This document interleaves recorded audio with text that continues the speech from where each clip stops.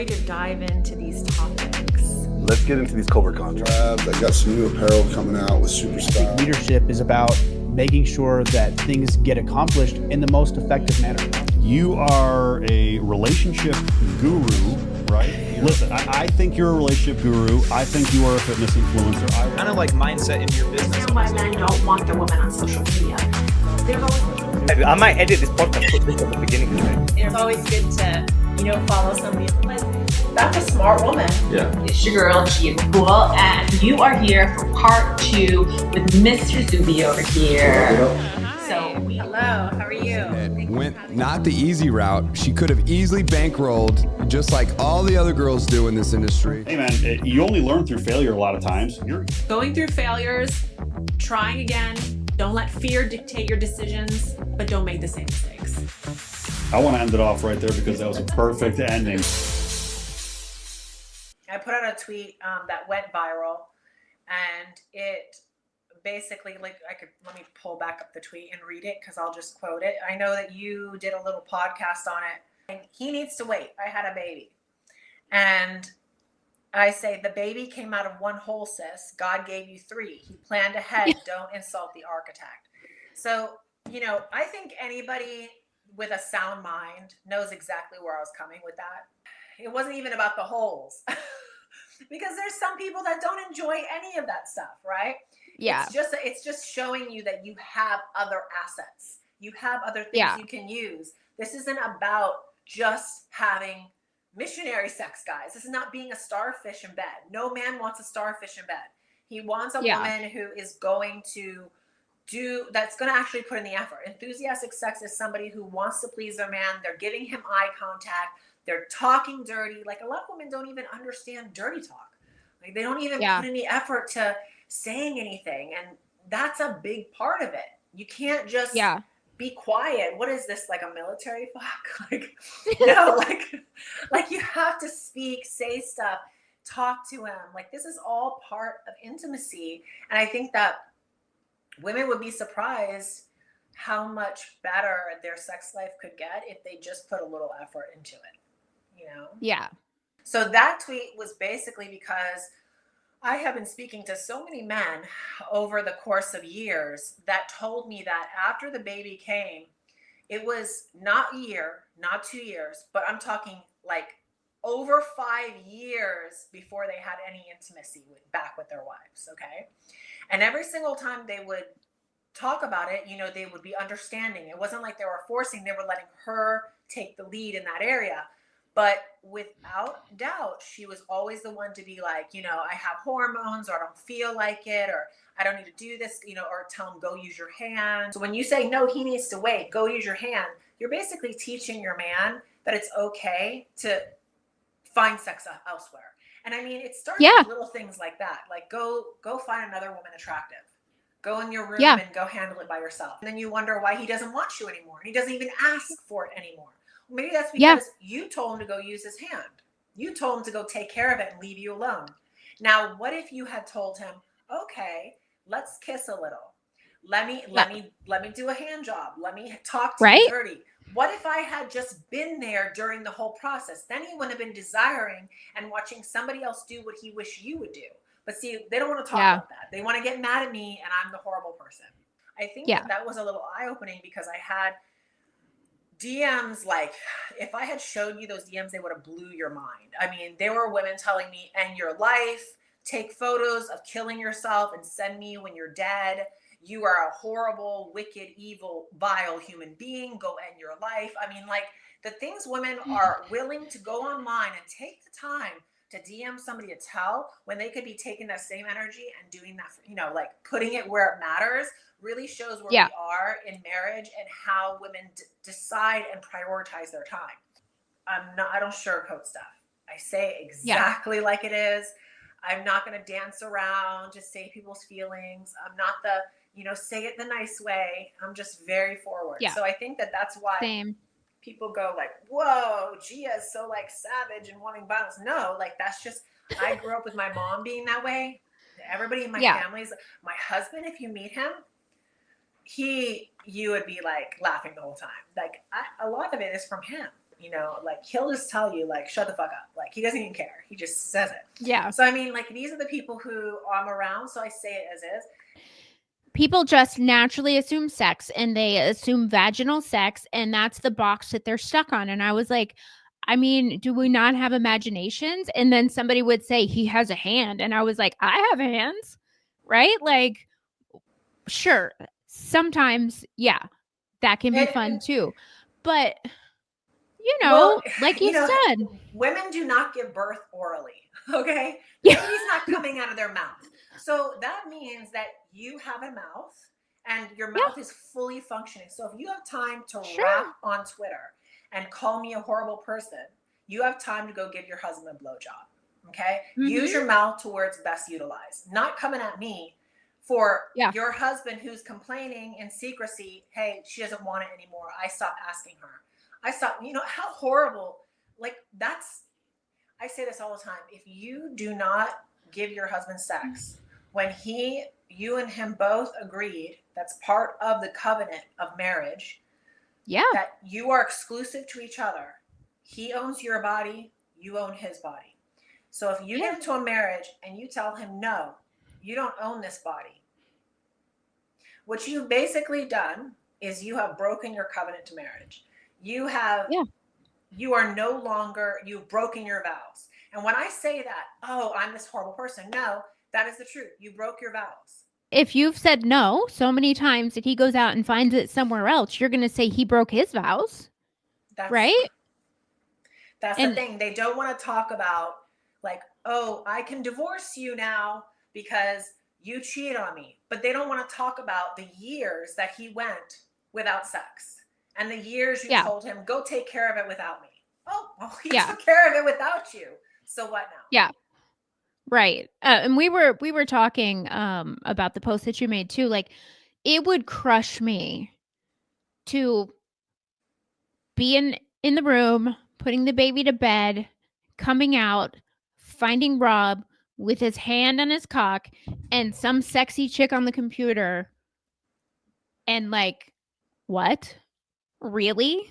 Like, I'm here and that's what you're choosing to do? They act like, oh yeah, he has a hand, but how? I just don't think they're fully connecting the dots of that mental circle. No, because to them, having a baby is the catalyst for giving up on their husband.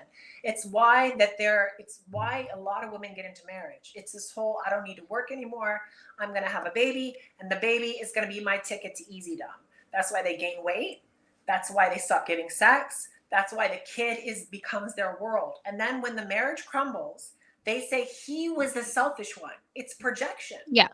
They were the selfish one. They forego their vows in the marriage. He decided, you know what?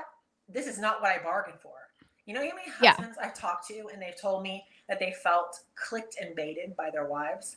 That these were women who did all their fantasies dating, dressed up the whole nine, everything. And then as soon as they got married, they don't want to have sex anymore. They're wearing, big old floppy clothes around, not doing, and they don't ever want to do anything.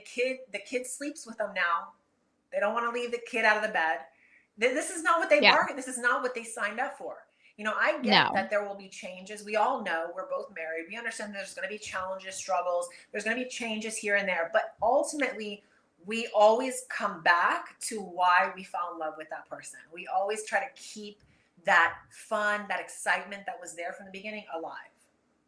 Yeah. Yeah. And I mean, we've always put ourselves above our children, and that rubs a lot of people the wrong way. Our kids did not have free access into our bedroom. They knocked. Even if the door was open, they knock on the door jamb and we invite them in.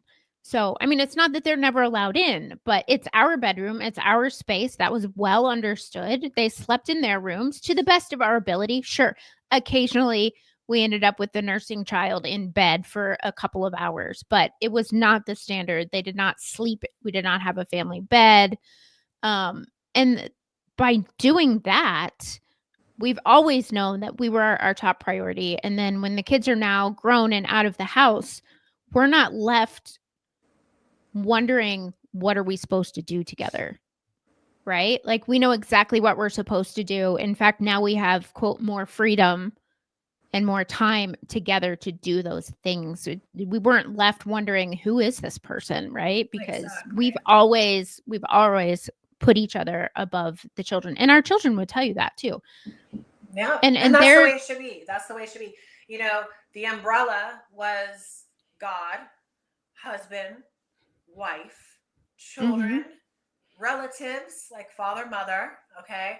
Yeah. And everybody else underneath that. And what's happened now is we have done the opposite. We have put basically like religion, which tells women that they're in control.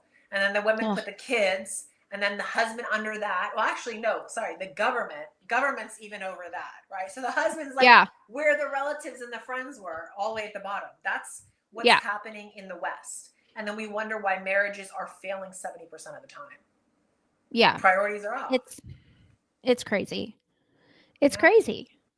And then, like you said, you know, man is under the government, and that it's cutting them off at the knees as far as having those hard conversations with their wives, which they need to be having, right? Like, no bones about it. If Rob thinks I am getting unattractive in a certain way, we have a conversation about it. Or, you know, I don't like his facial hair because it's scratchy on my face. So if it's getting kind of scratchy, I might say like, oof, wow, face is a little bit scratchy, you know?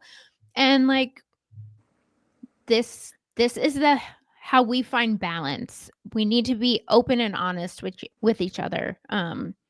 Somebody said it, and I've been saying it a lot, so I might have said it last time, but be brutally honest, but don't be brutal, right? Like, you need to be able to talk to your spouse and express your wishes and desires, because those are the things that you were acting out when you were dating, and now you're married and you're bound to one another and to have sex with nobody else. So if I have wishes and desires, or Rob has wishes and desires, they need to be spoken and respected and acted upon. Yeah.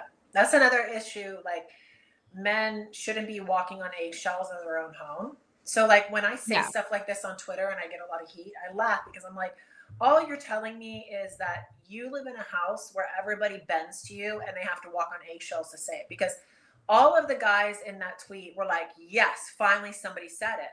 So why aren't men able to say that? Why are they to the point where they're walking on eggshells in their own home?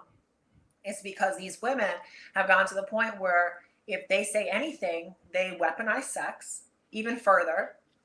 They won't speak to them. They're not doing their wifely duties or their responsibilities. They'll say, well, you know, you mistreated me, so I'm not going to make your dinner. Or you're on your own today because of the way you talk to me. You know, this is, men are basically being emasculated and afraid to say what they really want to say. And so, and then, you know, you have to take into effect, like I hear them say, well, if she tries to use divorce, then I got to pay alimony, and then she takes the kids from me. So there's all these layers to the way they weaponize truth, and then they manipulate words. Why? For their sensitivities, for their feelings? What for? Yeah. I'm not going to do it. Like, I'm not married to you, so I can say whatever. If you want to come online and say whatever, do what you want to do, but you're not affecting me. Yeah, it's crazy. It's sad because I have a lot of guys, and you know, that are coming in like, you're saying exactly what I feel, but I can't say it. And I'm like, why aren't you saying it? Yeah. Do they just have to say it? And why would a woman, I'm a woman, a man should have even more courage and more willingness to say it. So if a woman has the courage to do it, you have the courage to do it. You just have to do it. Rip the Band-Aid off. Yeah. And then here's the flip side of that too. Women naturally, and in the natural order, we want to be led, right? We don't want to be leaders. So these men, they take the back seat, and then the women start making more and more and more decisions. And they feel like they have to control everything. And that control builds up cortisol. And guess what cortisol does? Crashes our hormones, kills our libido, right? And then it's a big cycle. It's all interconnected. So like if a man is walking on eggshells, he's not able to be honest with you. You know, so that's gonna him being genuine with you. So now he's putting up barriers, you're putting up barriers, and then you're wondering why sex isn't enjoyable. You know? Yeah. So like somebody the other day said that there was a tweet about how sex really can fix all marital problems. And I came in and I said, while I agree that sex really does fix a lot of things, the the unheard or the unspoken part of that is, in order for sex to fix most things, it has to be two people really enjoying the sex. It can't be just one person enjoying it, because that's not going to fix the issue. Right now, you're just doing it out of duty, or like just to make things happy. Like people, you know, sleep around all day long and just get theirs and then never talk to the person ever again. That didn't fix anything. So it has to be, what fixes the issues is when two people are really enjoying the sex. That's when she's like, wow, this is the best I've ever had. I'm not going anywhere. And I don't think men understand how important him fulfilling her desires is, as well as her fulfilling his desires. Because what it does is it makes her think this is the best option for me. Like, he fulfills those desires. I'm totally attracted to him. I'm not going nowhere. Right? Yeah. So that, in that sense, it ends arguments quicker. Like, some people say, well, how can you have sex when you're mad at him? And I'm like, do you think I'm not mad at my husband? Like, there are plenty of times I'm mad at my husband. But have you ever watched Mr. and Mrs. Smith?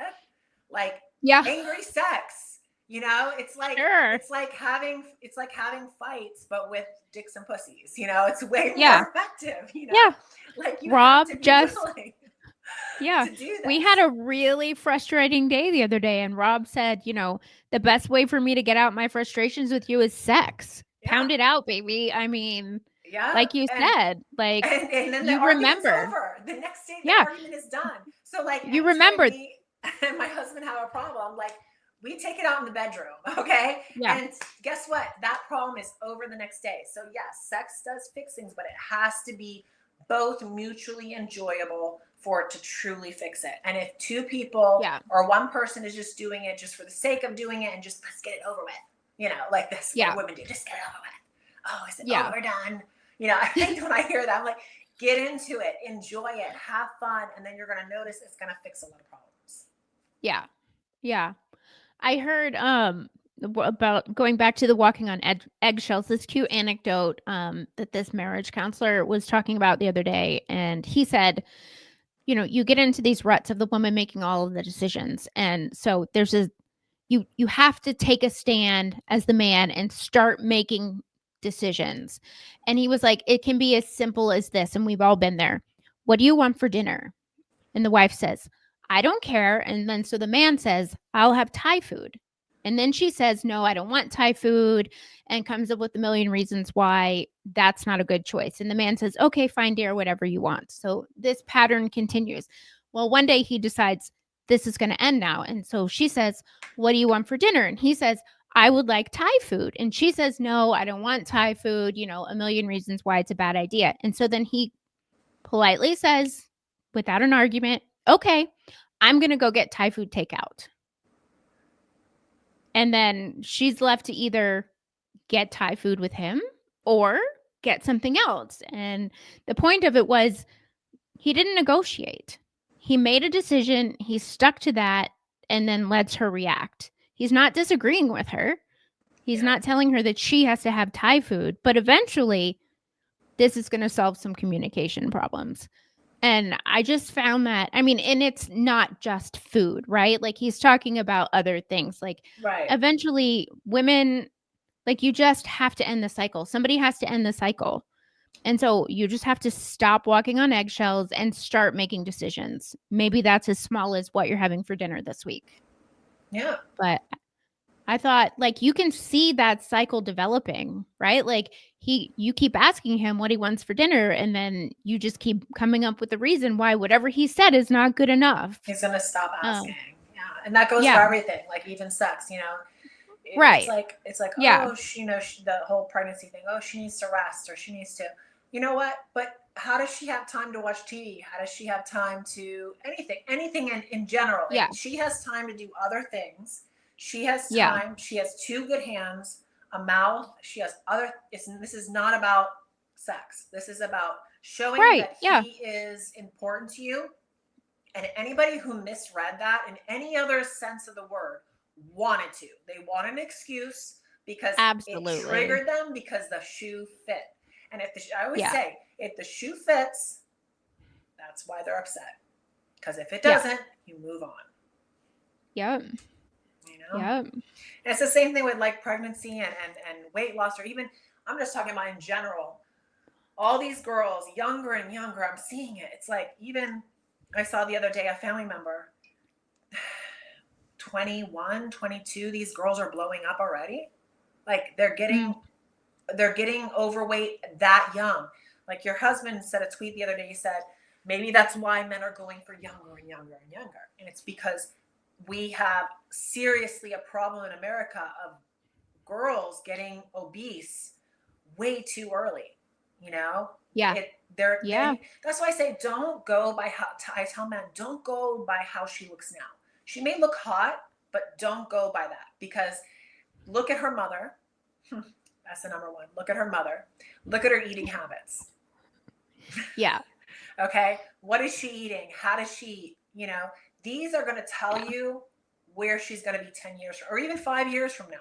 I even had a one guy say, well, you know, he married this fitness pro. She was fit, you know, gorgeous. And literally within 2 years of the marriage, she put on 50 pounds. Yeah. Just like that. And he's like, well, you wouldn't cycling think, back around to that crashed metabolism.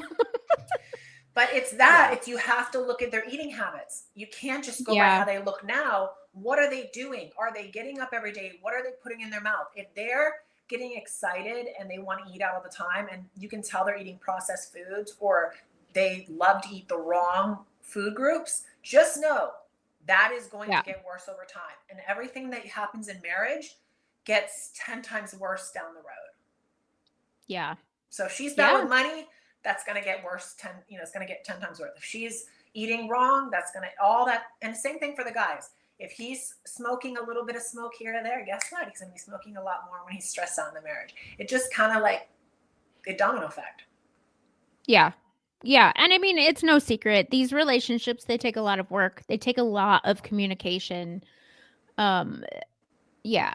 So like you said, you gotta look at the habits, but you need to make sure that they're open to communicating. Well, and then now that you brought that up, open to communicating, let's elaborate on that, because men hate when they have to explain details to women. They hate it. If they have to say something once, and if they have to repeat themselves twice, they zone out. It's like, I've already said this to you. Why am I having to say it again? But they don't understand that women have to hear stuff over and over again. You could tell her 6 months the grass is growing, and 6 months from, you're going to have to say the exact same thing in 6 months. That's how women are. So the communication is important. And if you're walking on eggshells in the beginning and you can't tell her what you need to say, just know that is going to get way worse, because you're not going to be able to say those things over and over and over again. And women have to hear things over and over again. If she's eating wrong, hey, you're eating wrong. This is not cool. This is a deal breaker. If you gain weight, I'm not going to get married. You know, or I can't stay married to somebody who's not fit or taking care of their health, you know. And it's not even about physical. It's not just appearance. It's longevity of life, right? So I think like, yes, you need time to heal after baby. That's important, but that's not going to take away from all the things that you can be doing to help your husband. I think for the main thing, men really they already have kind of like a little fear before the baby comes that maybe she will change. I think that's a little fear from men. Like, they don't want their wife to change, you know?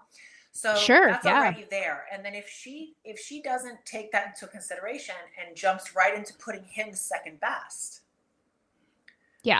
I think that is really hard on him. And we're not taking into an account that that's also an adjustment that he has to go through. So as a woman, one of the best things you can do is show him that he is still a priority and a number one priority. And so it's all about prioritizing your time and time management. And we've talked about this before, like on our first episode, we talked about how important time management is for women. Yes, we're doing many different things. We're wearing different hats. But if we can wake up a little bit earlier, you know, maybe leave the things that are not as important, right? Because I think women will do that. Oh, I have dishes, I have this, I have work, I'm too overwhelmed. Well, guess what? He's not going to care whether there's dishes in the sink. He's not going to care if the laundry is sitting there for a little longer than it should. Put your priorities where it matters. Put that to the side and take care of your husband, and then everything else will come along, you know, as it comes. So absolutely. How long did you wait between having the baby and then getting back into intimacy with your husband? could only be measured in weeks. I was anxious to also be intimate again, especially, you know, as a new mom, you're working with that infant and it's tiresome and it's draining, and being in the arms of your man, like what's better than that? And what's like more emotionally rebuilding, I guess. And so that reconnection at night, when you talk about just general intimacy, like not having the baby in bed and, you know, stuff like that, and just connecting with your husband, and then as soon as possible, like getting back into more sexual intimacy. And I've always said, if your man still wants to see you naked, no matter how confident or unconfident you are, you should be getting naked for your man. Like, it's his opinion that matters most. And, you know, especially when we're coming out of pregnancy, I think a lot of men understand that, yeah, it takes time to get your body back. But if they're still wanting to see that body, girl, you got to get into it. Yeah, like I know that there was a rule that we had that never to have my son in the bed, right? Never to have him sleep in between us. So that was the main thing. Like, our bed is for us, and we do not bring the kids into the bed, because I think that that's another thing that women will do, you know, in the beginning. Oh, it's, you know, it's little, and they're cuddling, and they don't realize that over time that drives a wedge in between you and your husband. The bedroom and the bed needs to be for you and your husband. So that's an awful lot of things for me. I also think that the bounce back between having a baby has to do with your eating habits, right? So like when women say, okay, like, you know, I'm not feeling so confident because I had a baby. Well, maybe because you were overeating during pregnancy. Because I've seen a lot of women over the years, you know, like I've preached this often, you know, you only actually need 500 extra calories, right? During that time. And so when women go, I'm eating for 2, I have to correct them. No, you're not eating for 2. You're actually only needing 500 extra calories. And that 500 extra calorie doesn't need to come from potato chips, ice cream. It doesn't need to come from, you know, cravings to have a gallon of ice cream at night. It needs to come from quality, high protein food. So instead of 4 ounces of chicken, go for 6 ounces of chicken. Instead of white rice, go for like a baked sweet potato, right? So like go for the more complex carbohydrates. Another thing that you can do is, people want to say, oh, you know, I need this or I need that. No, you actually don't. Like, there's your fats, utilize your fats and natural fats, right? So like avocado, low fat cottage cheese, Greek yogurt, all these things, actually prioritize that over your white rice, your oatmeal. Yes. Right. Another thing that I tell women is that they can, for the first 3 weeks, especially the first 3 weeks when the baby comes and, you know, you're nursing and, you know, you're going through a lot of the emotions, the hormone, because there is some hormone fluctuations during that time. You know, it's okay if you need to designate a bedroom. Like I have some mothers will take 3 weeks, that first initial stage, and the husband will sleep in the other bedroom just so that she can bond and nurse with the baby. And then after the 3 weeks is over, she has time to heal, right? You give it that 3-4 weeks, heal. And then from there, you can reincorporate and have them coming back into the bedroom. So this is another little tip that I tell mothers that they can do. Nice. Yeah, that's great. Yeah. Is there anything that you think that, you know, might help a mother listening that can help her stay sexy and still, because I think there's like a lot going on when you're healing. So having that a little bit of keeping the sexy still alive is important, right? In that first 3 weeks. Yeah, I think you hit the nail on the head with you know, working on quality foods, because a calorie is not all calories are equal, right? Like 100 calories of sugar is not the same as 100 quality calories. So really focusing on your calories, being good nutrition is definitely key.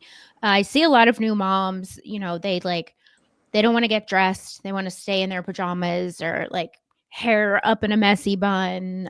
You know, put a little bit of effort into making yourself feel more normal. Like I remember after our first child, they were like, bring whatever you wore when you were about 3 months pregnant to the hospital with you. And so I brought this really cute outfit. Turns out I needed something that was more like I was 5 months pregnant, and I really like squeezed myself into that skirt. But yeah, like putting on real clothes and feeling like a real person. Like you've been in this pregnancy Like for me, I don't enjoy being pregnant, so I never felt cute in my pregnancy clothes. So getting back into normal clothes and, you know, brushing my hair and things like that. Like, yes, you are a mom now, but you are also the same person that you were before. And I think it's important to try to really not get lost in the title of mom. Yeah, and I mean, I get it. They're tired. They're not getting a lot of sleep. Their hormones are fluctuating. That's why I think it's so important to keep your body fat percentage at a healthy percentage, because if you're too far gone, it's going to take even longer. It will reset everything back. So I think the consistency aspect, that before you're pregnant to right through, you know, is important. And then how you plan and organize, right, your time management around it. So like with the mothers that do the separate bedroom for the 3 weeks, that allows them to sleep, you know, at night, to nurse and sleep. And then the day he can, you know, if he's able to, he can take over to give her some downtime, but they have to work together in that. And yeah, so I was blessed to not have to work during the infant years, and we have 3 children that are all fairly close together, so they were kind of in infant years. And so I took over the primary child rearing during that time because my goal was for Rob to be able to still maintain working. And so I didn't want him getting up in the middle of the night. And really, if you're nursing, there's no need for the man to get up. What are they doing? Watching, you know, like, and then, you know, like you said, when he would come home from work, sure, he would take the baby, let me get a nice shower or something like that, or, you know, give me a little bit of time. But I think when the roles are really defined like that, that also helps, because like you have your schedule, you know your schedule, like you get a groove, and you just learn to do things with your baby, which is how life is going to be going forward. So because I think a lot of people just kind of let the baby give them their schedule. I've seen that a lot with a lot of parents. They kind of just like roll with whatever the baby tells them. And I always say, like, that's not going to help you, because if you're just taking it as it comes and you don't have a schedule, that baby rules you, you know? So I always say, have a schedule, have time management, know your days, schedule it around there, and then work together to get it done. And then that's going to allow you to bounce back quicker. But the main thing is, you know, just like with the gym, and we spoke about this before, just like the gym, I'm going to the gym when I don't feel like it. I'm doing things to just when I don't feel like it. I'm keeping myself up, my body, my hair, my appearance. I'm always doing things that I don't feel like doing, because I know long term, it's the long game. And I think too many people do the whole, well, I don't feel like it now, so I'm just going to give into that feeling, instead of realizing that that is just going to accumulate and get worse the more you give in. So you just have to keep on, you know, keep up with your appearance, keep up with the sex, you know, whether it be giving him a blowjob, whether it be whatever it may be. You know, maybe it's just you whispering sweet nothings in his ear and having fun with him, but it's showing him that he's a priority. And that's why I did that tweet, because there's just too many women who go with the flow, and then they let the kid be the priority, and then they excuse things around that of, oh, that's my life. This is a baby. You need to grow up and be a man. They love to do that. Grow up and be a man and deal with it. Be a man and deal with it. They love to say that. And I'm like, what exactly is he not dealing with? Yeah. I feel like when you marry, you marry a man, when he marries you, you expect, the expectation is he's agreeing to not have sex with anybody but me. And then you're like, no, I'm not going to have sex with you. I don't understand that. Like you said, sure, some days Rob wants to have sex more than me, but never have I ever regretted having sex. Right? Like I might not be in the mood right when we start, but it doesn't take long, right? Like then you're like, oh yeah, brain's clicking in. Oh, this is fun. Okay, yeah. Yeah, definitely it takes some time to warm up for women, but I think that's the big thing, is just start, and, you know, don't do the whole no, like, I'm not gonna do that. No, you know, I say no. Just don't ever say no to your husband. Go with the flow. It'll start to warm up, and then it'll become second nature over time. And I think that women will do this, you know, like That's why they go and they do the whole let's have fun, and then when I'm ready to settle down, because what they're doing is they're waiting till they've had their fun, they've been promiscuous, they've done all these crazy things, and now they don't want to do the effort anymore that goes with it. And when I say the effort, I mean keeping up the body, keeping up the appearance. So that's why all these women get fat immediately as soon as they get engaged. It's like, and I see it. I'm seeing like just a pattern. As soon as that ring pops on, they start gaining on pounds because it's that moment of I don't have to do the work anymore. Yeah, and that's just so wrong. Yeah, heaven forbid the man say, "Honey, you've gained a couple of pounds. I'm not finding you as attractive," and then all of a sudden he's the bad guy because you've changed and he can't just go with it. Yeah, and when I say stuff like this, I don't just mean that it applies just to like women. Like I have also talked to women who have been with men who have started that they've kept themselves up, and the men have over the years let themselves go. And I've had to coach them. Hey, you sit down, you have these conversations, you let them know that these are deal breakers for you, because yes, physical attraction and sex is very, very important in a marriage. And anybody who comes out and says sex is not a need, or sex is not that important, or it's not something that needs to happen in a marriage, I think you should not be listening to these people for advice at all. They cannot be taken seriously. No. And we know from science, the more women have sex, the more women want to have sex. And the inverse is true. If you stop having sex, it's very easy for the female brain to just slowly, it just doesn't need it as much anymore. So it's important, as a woman to keep things hot and spicy. And we also, let's get into how early women's hormones are being altered, right? So I want to get into this because there is a serious pattern going on especially in the West. Young girls at the age of 12, 11, as soon as they, get their period, are given birth control. The birth control already alters their hormones. Okay. So you're already having issues with alternating estrogen, progesterone, all these things. So their libidos are already messed up. Their fat, how they run and burn fat in their body, all this is already not running efficiently. Then they get married, okay? They continue on this birth control, and then they decide, oh, I want to have a baby now. So they try to get off of it. Their body takes, a year or 2 years to get back to normal. And that's when they wait so long to get married and get the birth control. Now they're running into the whole, I can't get pregnant, okay? Yeah. So then they start doing the IVF, and they start doing all these different things, right? Which is again altering their hormones and messing up their system. They have the baby, they gain all this weight. Okay. The added body fat now completely tanks their libido.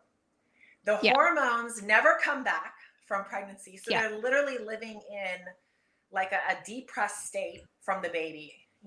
Postpartum, they're dealing with that for way longer than they should. And then this just slowly creeps, and they keep gaining weight, and and then they go into menopause, right? So it's like this perpetual. And then they offer you the pill again. Then it's back to medication again to deal with the menopause. So we have women constantly messed up. Their systems are messed up, and men are like, I don't understand this. Why does she never want to have sex? Why did she want to have sex when we were dating and it was all fun? Well, because that was an act. Yeah. The pill, it's a terrible thing for women. It's terrible. Like you said, it just alters your natural hormones. It doesn't make you feel good. And they hand it out like it's candy. Mm-hmm. Yep. It's the first thing to put them on it. It's to the point where if they have acne, put them on birth control. If they have a bad period or strong periods, put them on birth control. It's like literally the answer to everything now. Let's get into some of the things that you did to get your body back. Because you said that you were really adamant about getting your body back quickly. What's some of the things that you did? Well, I went to the gym as often as I could. With my first 2 pregnancies, I pretty much worked out until I delivered. With my 3rd pregnancy, it was a little bit different. So I maintained as best of health I could through the pregnancy. And then the gyms that we went to at the time, if your child was 3 months old, they could go in the kid care. And so at 3 months and 0 days, I was back at the gym doing what I could. What did you do? Tell me some of the things that you did. And so I would run a lot. I didn't know a lot about weightlifting until really probably around our second child. I started learning more about lifting weights, but I was just going to the gym, still primarily running and lifting weights, like non-purposeful. Like I didn't have a workout plan. I would just go and play with the machines and stuff like that. But and eating, like I wasn't as educated then also for nutrition, but you know, within reason, people know that whole foods are better than potato chips. Mm-hmm. So Did you get a coach? How did you when did you start? Okay, so you said it took you how many weeks between having the baby, right? 3 months you started getting back into the gym with him. And then from there, how long did it take you to get to where you felt confident in your body? There's that whole 9 months in, 9 months out thing. And I would say for me, probably around 7 months, I was feeling pretty confident. I did nurse all of our kids for 1 full year. So I feel like that does help you kind of lose some of the baby weight kind of in the beginning. But I also think that it keeps a little bit of fat layer on you while your body is still working hard. So I got back down to what I felt was pretty good, I would say, in about 7 months. Okay. And then were you doing anything to keep sex spicy or what were you doing to stay sexy within that time that you were working out? What's some of the things that you would do? Oh gosh, I don't think of myself as sexy. But yeah, I mean, just like our goal has always been like subtle flirtation. If we're in a crowd or with mixed company, like subtle flirtation, a touch here or there. And then really just being like, oh, hey, the kids are asleep. You want to go in the bedroom, like just pretty vocal, just kind of more straightforward, walking out in a nice pair of panties and a bra or something. We had our kids are 2 years apart and we have 3 kids. So that was kind of a rough 6 years. And it was sort of, there were some years that Rob worked from home. And if the kids were taking a nap or something, it was sort of a midday, quick text. Hey, I'm in the bedroom. Do you have 5 minutes? That kind of thing, like it's not the most romantic, but it keeps things spicy, right. And it's what works at the time, right? You have to work with what you have. And exactly. Yeah, that is yeah, true. I had like a that. very, I just scheduled things really well. So like I had a bedtime for my son that I would always stay on top of, right? So like you see some mothers that they just like let their kids stay up to whatever. I wasn't like that. I was one of these people. I had a chore list. I had like a bedtime. And so, I knew at that time he went to bed, I could do what I need to do for my husband. So from there, I would always like do something spontaneous. I knew what time he was coming home from work. So I would make sure that I like met him out in the garage and something really nice on and like, do role play or whatever. Like I was just somebody else for that time, So I think that that's the main thing is that you're right. You have to put in the effort. You can't just like wing it and hope that it'll just happen. I think that that's why when people say, oh, it's better when you're dating or it's better, like side pieces are better. Yeah, because guess what? You don't have anything stopping you. There's no life there. You don't have work or kids or real life. It's not reality. And you're not arguing about money. Yeah. Yeah. You have like, you're dealing with nothing but sex. Yeah. So and if you just take that same attitude with your husband, I mean, obviously real life needs to be dealt with, but every now and then you just throw that crap in the back seat and it's all about sex for a night, right? Like Rob and I had a rule when the kids were young. Obviously being a mom was a priority during the day. Rob was working, I was being a mom. But also on my schedule is keeping care of myself and taking care of the house. There's days you can't do all 3 of those to the top ability. And so I was allowed to choose myself over the house. Mhm. But if he came home and I looked good and the house looked like crap, that was a pure sign that like I wanted to have sex that night, right? Like I'm neglecting the house because I want to look good for you so that we can have some hot time. Yeah, I don't think guys care about the stuff that women do, right? Like if the house is a little disarray or like things aren't perfect. There are some men that care about that stuff. I'm not saying all, Yeah. but for the most part, they're not. They care about how you're treating them. They would prefer, you to touch them and I love you and that desire in your eyes over a perfect house where the house could be perfect and you're mad. That's not cool. Like they're not going to go for that, No. right? No. So yeah, so I think that's the main thing. And I know, like, especially when Joey was small, I couldn't do the whole bathtub, lay in the bathtub for an hour listening to music. I couldn't do the stuff that I can do now that he's grown and gone. Right. Even this stuff right now, podcasting, content creation, I couldn't do that before. Now I can do it. Yeah, there's a time and a place. That's why I keep saying you have to be really good with time management, and then also know, like what you said, know when to say no. Don't say no. Don't say yes to everything. Right? Prioritize what you say yes to, and then know that there's a time and a place for things, because not everything is going to happen today, but yes, it can happen in time. So yeah, I mean, if you're in the trenches of kids, just the simple statement, "I left dirty dishes in the sink," could say to your man, "Oh, that means she wants to have sex over keeping up the house," right? I mean, as silly as that is, that can be all it takes to keep it spicy, right? Just some subtle statement that nobody else knows means I'm putting you as a priority over the house tonight. yeah, Right? definitely. I mean, so, or like you're wearing a dress or something and the kids are little, you have to wear clothing, right? Like you have to wear more clothing than I sometimes wear around the house now, with it just being Rob and I. But the simple, like, oh, I didn't put panties on. Or bring your panties out, stuff them in his pocket, right? I mean, like, there's so many little things. There are little things you can do. Like if you're at a restaurant, get up, go to the bathroom, come back, put your panties in his pocket. Let him know you're not wearing on panties. There's so many different things you can do. I just think that women get too used to, I guess, comfort, and they don't want to like try anything new, or they think that they don't have to. If you're not wanting sex with him constantly, then you also need to ask yourself why. Like, are you eating correctly? Are you in the right body fat? Are you overweight? Are you putting your head and mind into things that are not important? Are you focused on the wrong things, gossip or what other people are doing, or looking at things that are just messing with your mental state?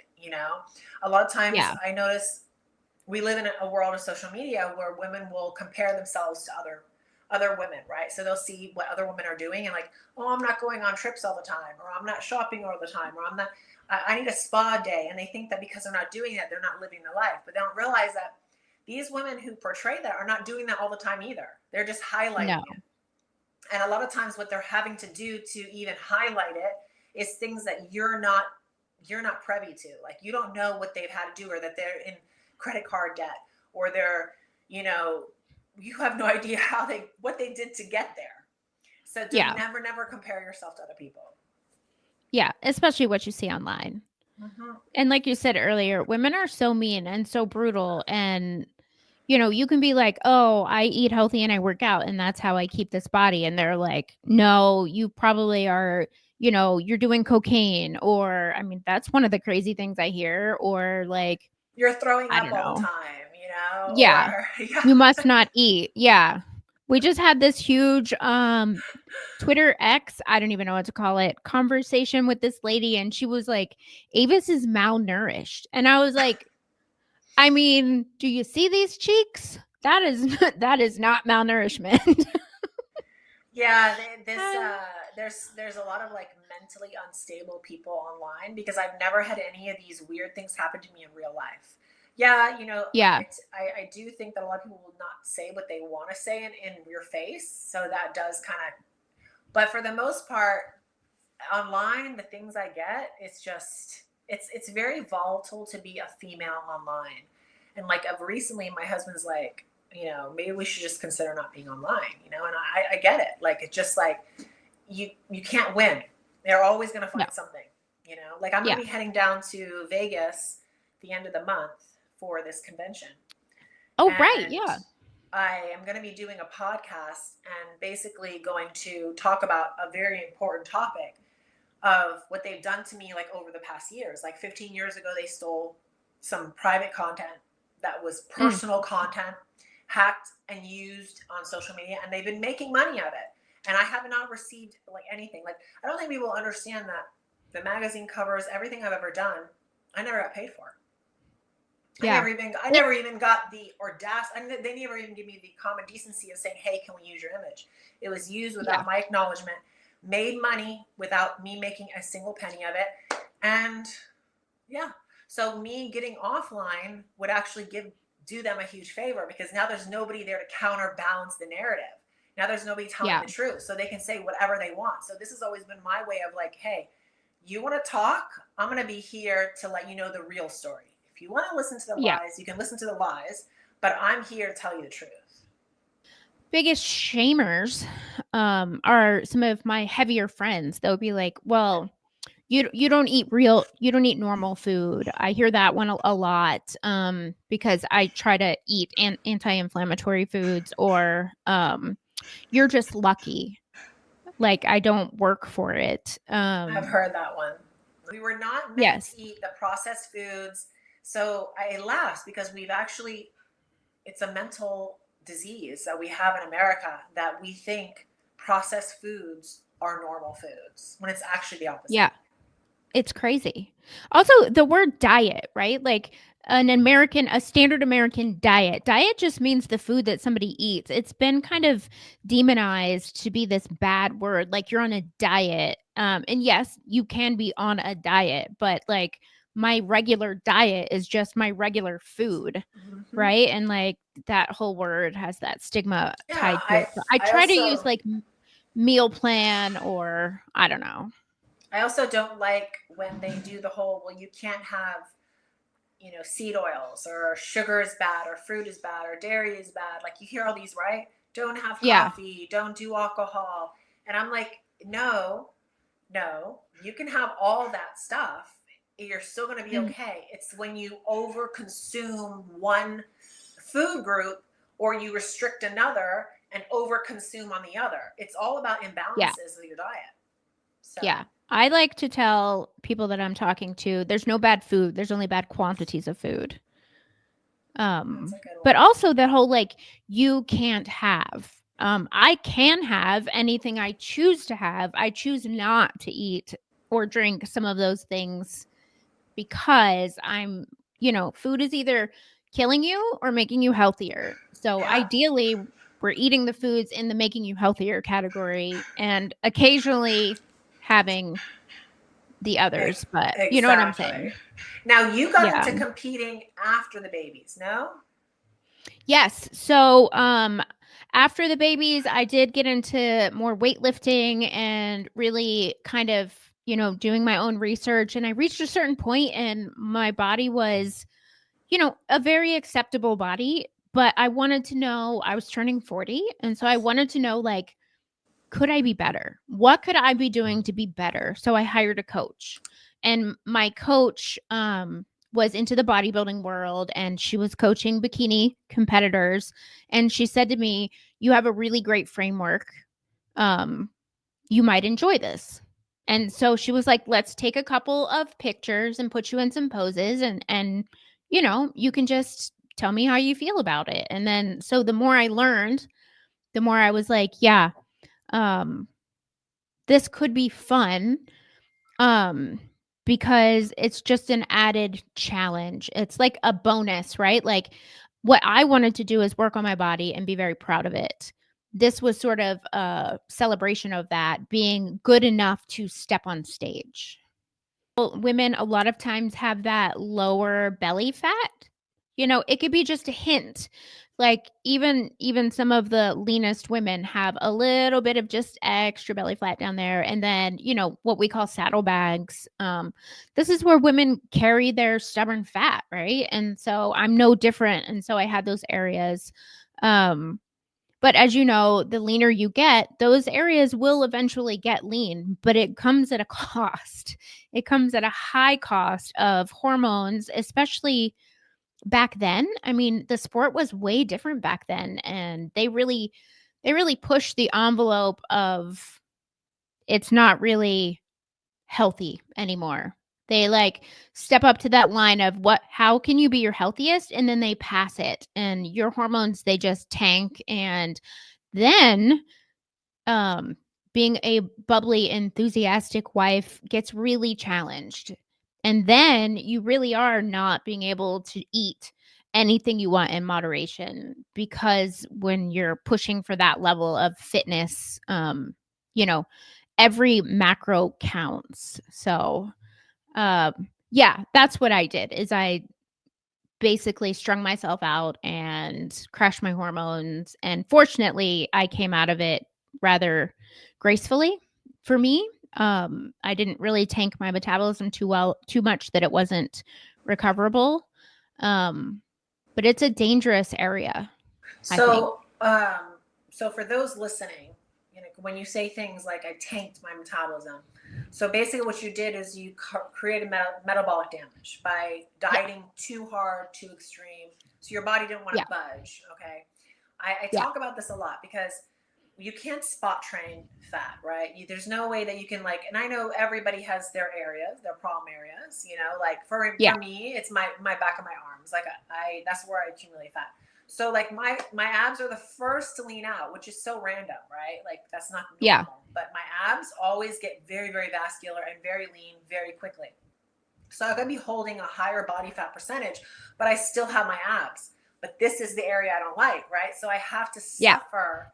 I always tell people you have to lean out past the point that sometimes you're not comfortable. You have to suffer to get those problem areas.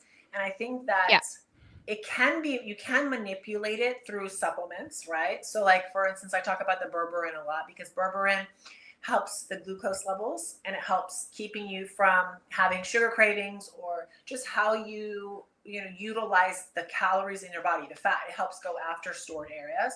So I always say even when I don't compete anymore, berberine is something that's a staple, right?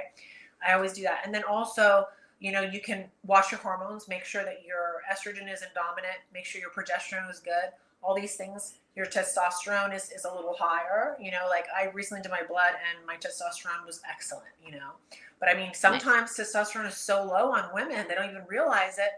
And your body's going to store fat. So all these little things, but I do agree with you. You have to kind of push it past. Now, to get past the metabolic damage, did you have to do a reverse diet? What did you do? Yeah, reverse dieting and eating, and really what I know now that I didn't know then, science is sort of waking up and coming around. And the goal is to do as little cardio as possible, to get as little cortisol spike as possible, and to really in your off season, build up as much food as you can so that when you do cut food, you're still eating a very healthy amount of food. So yeah, I think back then, right? We were just crashing our metabolisms, doing all of this metabolic damage. And then the reverse diet was so important. And you would, the goal is reverse dieting is to slowly add macros back and build. And so then your metabolism speeds up and it accepts that food without packing on the pounds. But, and when I started, wasn't even the earliest days of bodybuilding, you would see this rebound effect. People would get really, really lean and then they would get on stage and then they would get off stage. And 10 days later, they were 20 pounds heavier because they had just basically been starving themselves. So I think there's so much more material available online now, and there's so much more knowledge and education out there. And the goal, I like to tell people, the goal is to be able to exercise as little as possible and eat as much as possible and still have your ideal body. And that's how you stay healthy. Which I think comes down to having a good skeletal muscle. That's why I've always preached weight training, to prioritize weight training. So when people come to me and they say, well, should I lose the fat first and then build the muscle, or should I build the muscle first? And then I always say, listen, always build muscle first. Always go the route of building muscle, because building muscle is going to automatically increase your metabolic rate. It's going to help you burn calories at rest. It's going to allow you to eat more at rest. And if you're worried about fat loss, and I tell women this all the time, I try to get them out of the running schedule because a lot of them love to run. And I tell them the running actually makes you want to eat more. Okay. So it's going to make you crave sugar and carbohydrates, and it's going to amp your appetite. And honestly, it's going to atrophy the muscles. You're going to do counterbalance of what you actually need to do. And they're like, well, I don't want to bulk up. And I'm like, you don't understand. It is impossible for a woman to bulk up unless she has male hormones in her system. So I have been at bodybuilding for well over 2 decades. I started, very young at the age of 8. You don't see my body looking like, I don't have tons of muscle on my arm. I'm very feminine in the arms. Why? Because I don't take gear. Like, I'm not taking stuff to change my actual hormones. I'm still doing it natural. So if women do it that way, they eat properly. And this is another thing too. Like, I tell women, because every time I talk to them, they're like, well, I only have like yogurt and fruit in the morning. And then I go and I have a coffee. And then maybe I'll have like a salad and some chicken, and then when they get home, they're going out to eat with their husband with a glass of wine, right? And I'm like, no, like all of that's backwards. Like, you should be reversing it, right? So like in the morning, have like 4 or 5 eggs. Like, that's most of your calories should be right in the morning. First thing in the morning, get yourself to the gym. Then after the gym, have the rest bulk of your calories post-workout. That's like the most of your calories, and the most essential meal is your post-workout. And then toward the evening, that's when you can barely eat. That's when you want to, if you want to have just a little bit of egg whites, a little bit of spinach or some fish and spinach, that's how you end it off. That's how it's done. I like to be done eating by 4 p.m. and Rob thinks that's hilarious, but I don't go to bed with a full belly. I feel nice and like my food is digested. I don't have anything spiking my cortisol to keep me awake in the middle of the night, right? Like, I'm like you. I like to eat my food very early in the day and heaviest meals earlier in the day. Yeah. I mean, you don't have to go that early at 4. You could, like, if you get hungry, I tell women, if you're hungry, eat. If you're hungry, do not starve. So like, I always say, like, especially at night, fats are really good. Utilize fats. So like a handful of walnuts, a little bit of ground beef, that's going to be good. Trying to stay away from any carbohydrates late at night. Yeah. 4 is early for most people. We get up very early and go to the gym. So I tell this to women, if you get 10 pounds overweight, just 10 pounds, and that's easy to do. Very easy to do. Just that 10 pounds literally will set you off for the next year, because that's 10 pounds again and 10 pounds. And then when women are like 40 something and they're like, what happened? How did I can't fit into these jeans? What's going on? They don't realize that it was a small creep. And once you get past a certain point it's really hard to get back. Once you go past 30%, now you run into an estrogen dominant. When you're estrogen dominant, you're going to have your depression. You're going to have easily crying, mood swings, irritability. All these things are going to affect how you react, and then ultimately the libido, right? Your sex drive. Yeah. So I think that is a big thing going on in America today. Because look, we have over 70% of people in total that are overweight. Like I said, once you get to that 30%, you trying to change your hormones and get back to normal and balance out is going to be such a struggle that you would suffer a lot longer than if you had just stayed keeping goals up every 6 months and doing it like what you're doing, setting a show.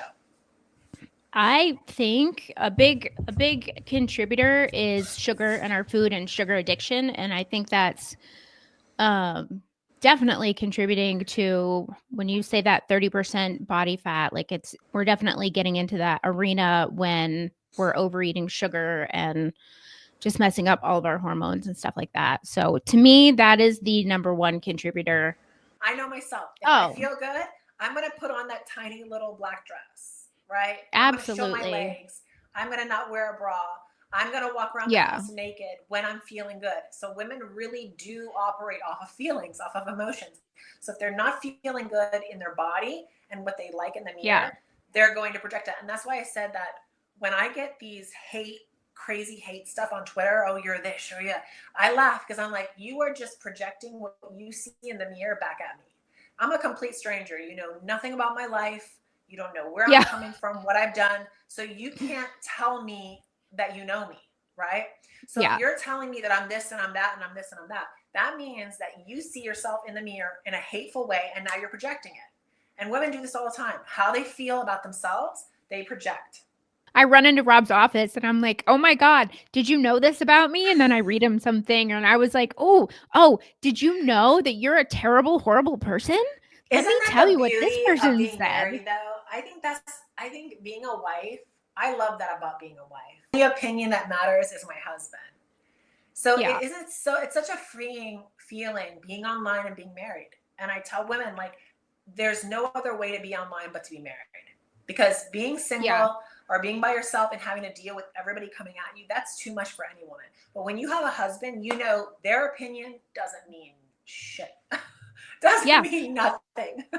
The internet's going to tell you to go die, but your husband is going to tell you the most beautiful, cherished person on earth. Exactly. Yeah. And like you said, I mean, Rob will always say, your goal should be being sexy for me. But the problem is he's always telling me I'm sexy. Right? So like, come here, baby, and I'll give you a hug. Let's hug that out. Exactly. You know, like they'll say something about modeling pictures, like, how dare you post that? If you're married, if you're happily married, you wouldn't post that. And I'm like, okay, that's how you see your life, and you're not married to me. Like, you're not my husband. That's between you and your husband. It doesn't matter. You know, like my husband, my mom, I know I can show my content to my mom and my family, and my aunts and everybody, and they're like, wow, this is gorgeous, like such beautiful content. So if I can show my own family and they're happy with it, why would I care about some stranger on the internet? Yeah.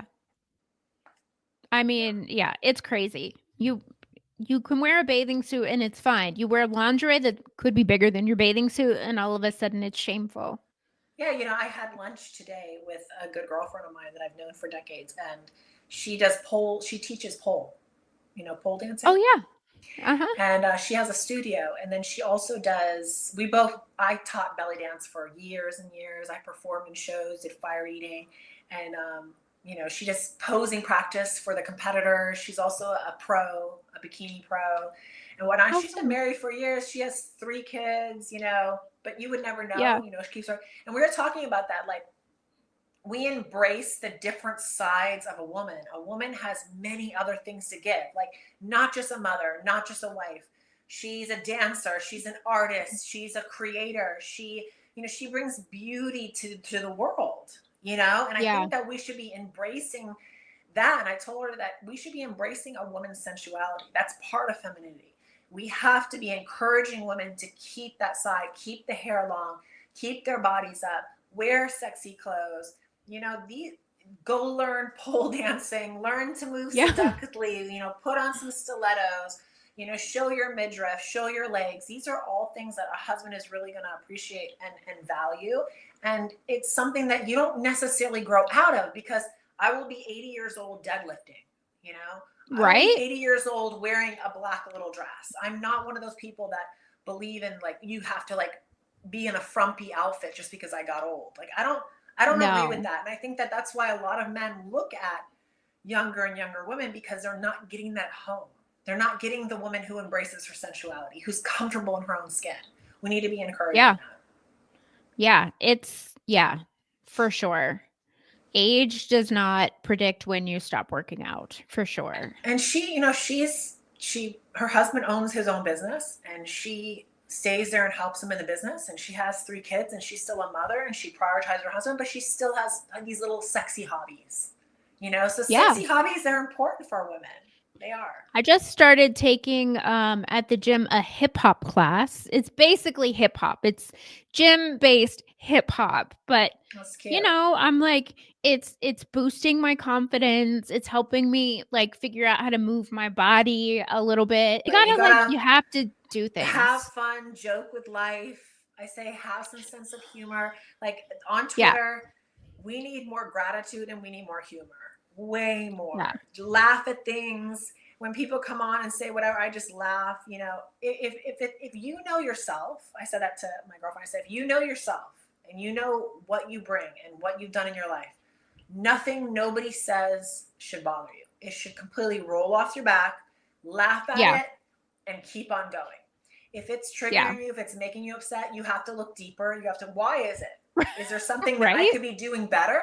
Could Yeah. I be Sure. working out? Could I be, wearing something sexier? Could I be doing something more sexually better for my husband so that he's not looking elsewhere? These are all things that I think a wife needs to be asking herself on a daily basis to get better as a wife. There's too many wives with the whole, you gotta be modest. Plenty of that.